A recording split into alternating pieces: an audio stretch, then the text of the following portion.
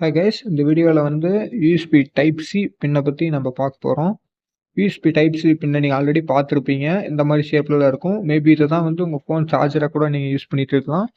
இதோட அட்வான்டேஜ் பார்த்தீங்கன்னா, இது நீங்கள் எந்த பக்கம் வேணும்னா ப்ளக் பண்ணிக்கலாம். மேல் சைடும் ப்ளக் பண்ணிக்கலாம், அதோட ஆப்போசிட் சைட்லையும் ப்ளக் பண்ணிக்கலாம். இதோட அட்வான்டேஜ் பார்த்தீங்கன்னா, டேட்டா ஸ்பீடு வந்து டிரான்ஸ்மிஷன் ஸ்பீடு அதிகமாக இருக்கும். எந்த அளவுக்குன்னு பார்த்தீங்கன்னா 12 Mbps to 10 Gbps/s அளவுக்கு ஸ்பீடாக இருக்கும். அது மட்டும் இல்லாமல் 3 ஆர்ம்ஸ்லேருந்து 5 ஆர்ம்ஸ் குயிக் சார்ஜிங் வந்து சப்போர்ட் பண்ணும். இப்போ வந்து டைப் சியோட பின் டீட்டெயில்ஸ் பார்க்க போகிறோம்.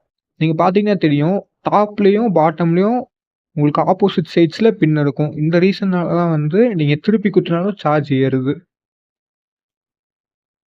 ஃபர்ஸ்ட் வந்து 4 கிரவுண்ட் பின்ஸ் இருக்கும் மொத்தமாக. இது வந்து உங்கள் சார்ஜுக்கு நெகட்டிவ் டெர்மினல், உங்கள் ஃபோனுக்கு சார்ஜ் ஏறதுக்கான நெகட்டிவ். அடுத்து வந்து 2 receive plus and 2 receive minus. இது மூலயமா தான் நீங்கள் வந்து டேட்டா வந்து மீடியம் ஸ்பீடில் ரிசீவ் பண்ணுவீங்க.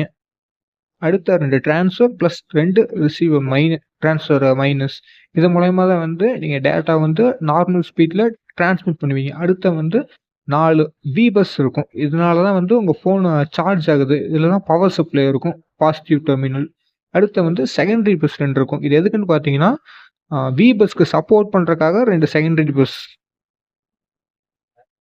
அடுத்த 2 சிசி இருக்கும். இது எதுக்குன்னு பார்த்தீங்கன்னா, கரெக்டாக ப்ளக் பண்ணியிருக்கீங்களா அப்படின்னு சொல்லி செக் பண்ணுறதுக்கான ஒரு பின், ஒரு ரிப்போர்ட் சென்ட் பண்ணுற மாதிரி ஒரு பின். அடுத்த வந்து 4 ஹை ஸ்பீட் டேட்டா ட்ரான்ஸ்ஃபர் பின் இருக்கும். இது மூலமா வந்து 10 GB ஸ்பீடு வரைக்கும் உங்களால் டேட்டாவை டிரான்ஸ்மிட் பண்ண முடியுது. அதுக்கு இந்த 4 பின்ஸ் தான் ரீசன் அவ்வளோ ஸ்பீடுக்கு.